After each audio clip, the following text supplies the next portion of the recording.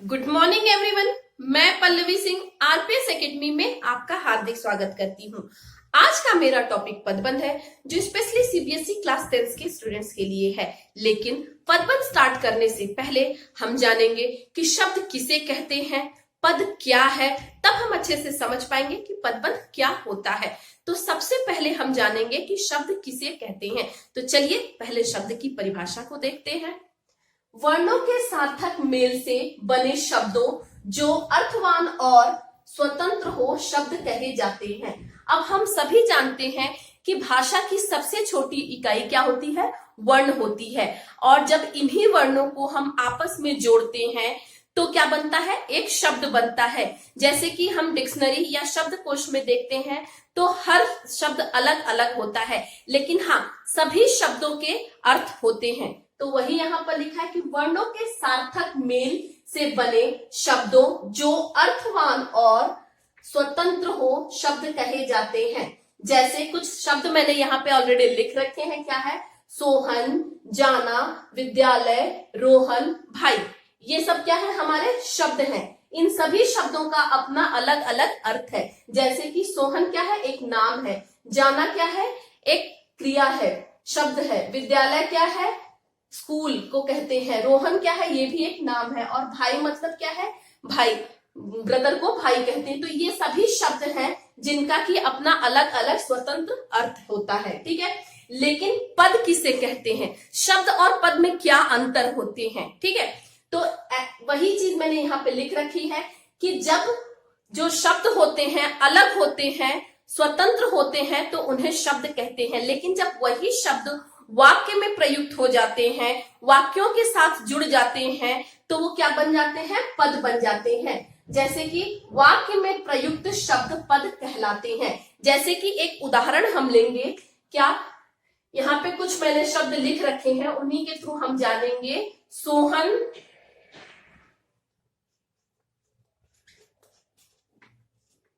विद्यालय, जाता है।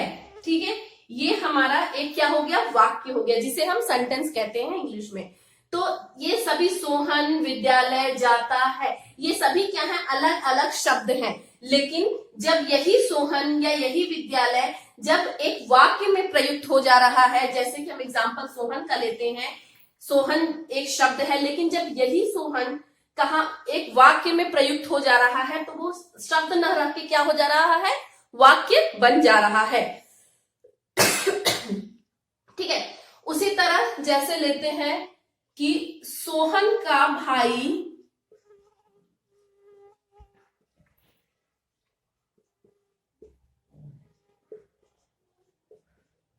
रोहन है।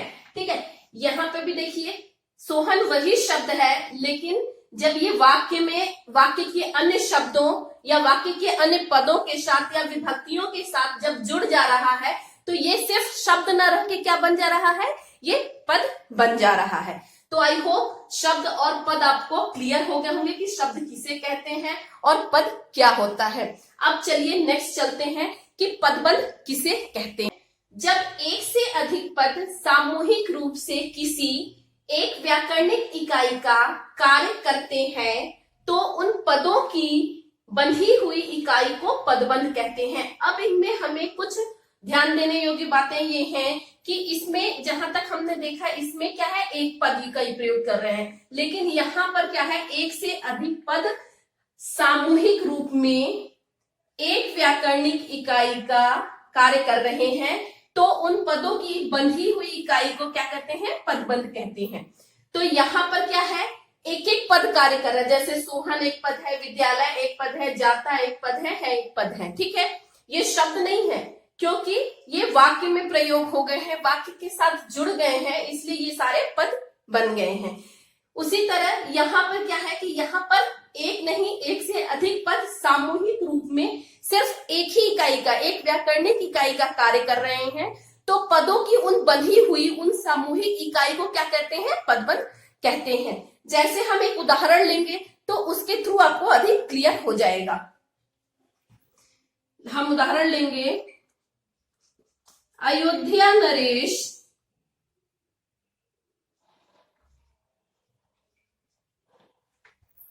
दशरथ पुत्र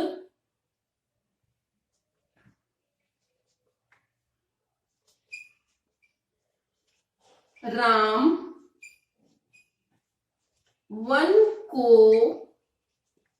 गए। ये हमारा एक उदाहरण हो गया। अब देखिए यहाँ पे ये सारे एक से जो अधिक पद है किसके बारे में इंफॉर्मेशन दे रहे हैं, राम के बारे में इंफॉर्मेशन दे रहे हैं। यहाँ पर हम यहां से देखेंगे कि राम वन को गए, अगर हम इतना भी कह देते हैं तो हमारा ये वाक्य कंप्लीट हो जाएगा। लेकिन ये सारे जो और पद हैं वो किसके बारे में सूचना दे रहे हैं, राम के बारे में सूचना दे रहे हैं कि अयोध्या नरेश दशरथ पुत्र राम वन को गए। तो देखिए यहाँ पे कितनी इकाइयां हैं, 1 2 3 4 5, ठीक है। ये 5 पद मिलकर किसके बारे में सूचना दे रहे हैं, सिर्फ एक राम के बारे में सूचना दे रहे हैं। तो एक से अधिक पद यहां पर हो गए, सामूहिक रूप में ये सारे हैं और क्या कर रहे हैं, सिर्फ एक व्याकरणिक इकाई का काम कर रहे हैं, सिर्फ राम के बारे में जानकारी दे रहे हैं। तो इसलिए ये हमारा पदबंध हो गया, ठीक है। एक दूसरा और उदाहरण देखते हैं। रोहन का भाई सोहन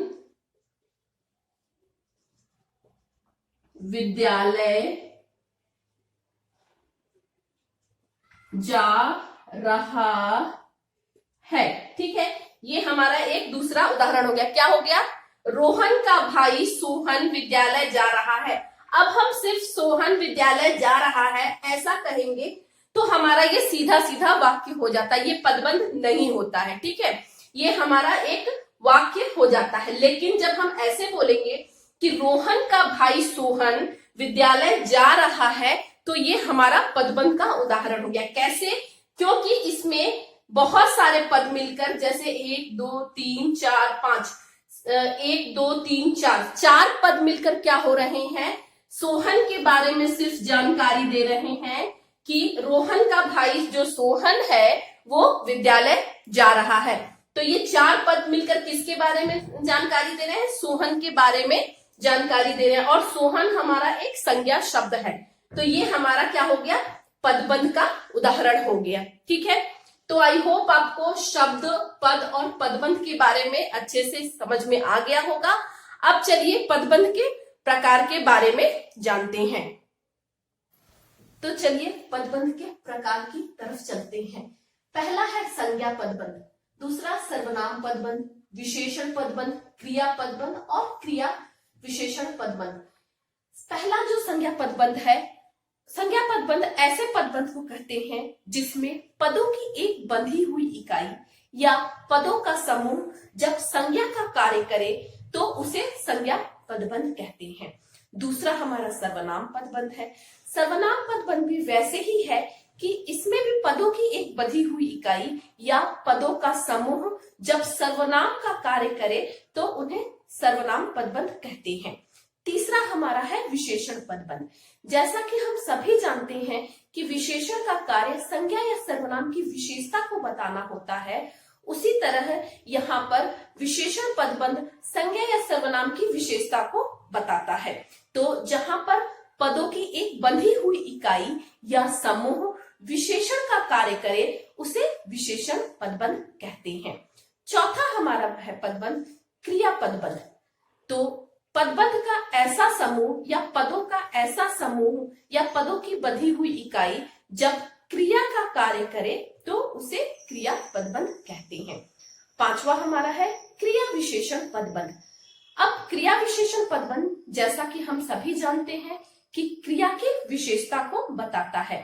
तो पदों के ऐसा समूह या पदों की ऐसी बंधी हुई इकाई जो क्रिया विशेषण का कार्य करे उसे क्रिया विशेषण पदबंध कहते हैं।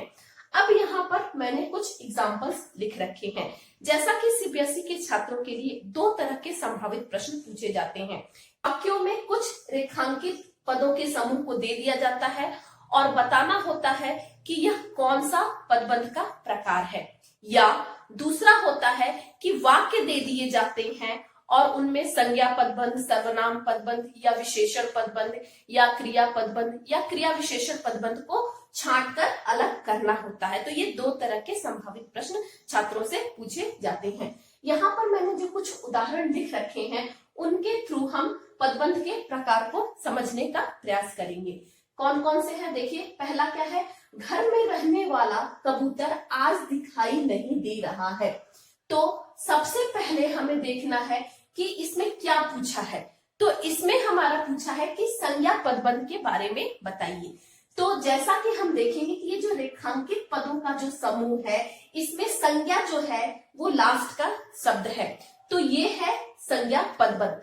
तो जो भी लास्ट हमारा संज्ञा, सर्वनाम या विशेषण में होता है, जो भी अंतिम शब्द होता है या अंतिम पद होता है उसके द्वारा हम फाइंड आउट करते हैं कि वो संज्ञा पदबंध है, सर्वनाम पदबंध है या क्रिया पदबंध है।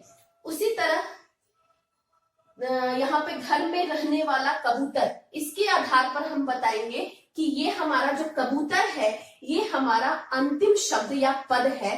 तो ये हमारा क्या है, संज्ञा पदबंध होता है। दूसरा चलिए देखते हैं, पाकिस्तान से आए हुए लोग लुधियाना गए। अब यहाँ पर छात्रों से कहा जाएगा कि जो भी रेखांकित पदों का समूह है उनके आधार पर संज्ञा पदबंध को पहचानिए। तो संज्ञा पदबंध कैसे पहचानेंगे? संज्ञा पदबंध पहचानेंगे जो भी रेखांकित पदों का समूह है इसमें अंतिम अक्षर लोग है और लोग जो होता है वो संज्ञा शब्द है। तो इसलिए ये हमारा संज्ञा पदबंध है। दूसरा, तकदीर का मारा मैं वहां जा पहुंचा। अब यहाँ पे क्या है, मैं जो है अंतिम शब्द है, ठीक है, रेखांकित शब्दों में। तो अंतिम शब्द है या अंतिम पद है और ये मैं है और मैं सर्वनाम शब्द है। तो यहाँ पर क्या होता है कि हम बताएंगे कि पदों का जो समूह है वो सर्वनाम की ओर रेखांकित कर रहा है या सर्वनाम शब्दों की ओर या सर्वनाम पदों की ओर बता रहा है। तो ये हमारा क्या हो गया, सर्वनाम पदबंध है, ठीक है।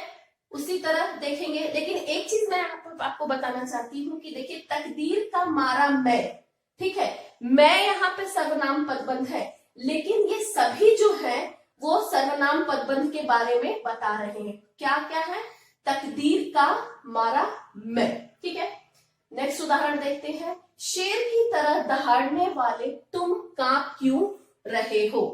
अब यहाँ पर छात्रों से पूछा जाएगा कि सर्वनाम पदबंध है कैसे, ठीक है।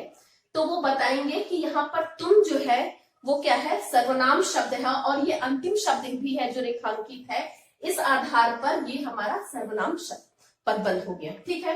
नेक्स्ट देखते हैं, घोंसले में रहने वाली चिड़िया उड़ गई, उत्तर से दक्षिण तक भारत एक है। अब यहाँ पर देखिए कि ये जो चिड़िया है ये क्या है, हमारा संज्ञा शब्द है। उसी तरह भारत जो है वो हमारा संज्ञा शब्द है, ठीक है। लेकिन यहाँ पर चिड़िया और भारत दोनों जो है वो रेखांकित नहीं है। क्या है, सिर्फ उनके पहले तक ही रेखांकित किया गया है शब्दों के समूह को। तो हम सभी जानते हैं कि विशेषण का कार्य क्या होता है, संज्ञा या सर्वनाम की विशेषता को बताना होता है। तो यही एक अंतर होता है संज्ञा पदबंध और विशेषण पदबंध में, कि संज्ञा पदबंध में संज्ञा शब्द भी जो है वो रेखांकित होता है, जबकि विशेषण पदबंध में संज्ञा जो होते हैं, शब्द होते हैं या पद जो होते हैं वो रेखांकित नहीं होते हैं, उनके पहले ही वो रेखांकित शब्द जो होते हैं या पद जो होते हैं वो समाप्त हो जाते हैं। जैसे घोंसले में रहने वाली, तो ये क्या है, विशेषता बता रहा है किसकी, चिड़िया की, कि घोंसले में रहने वाली चिड़िया।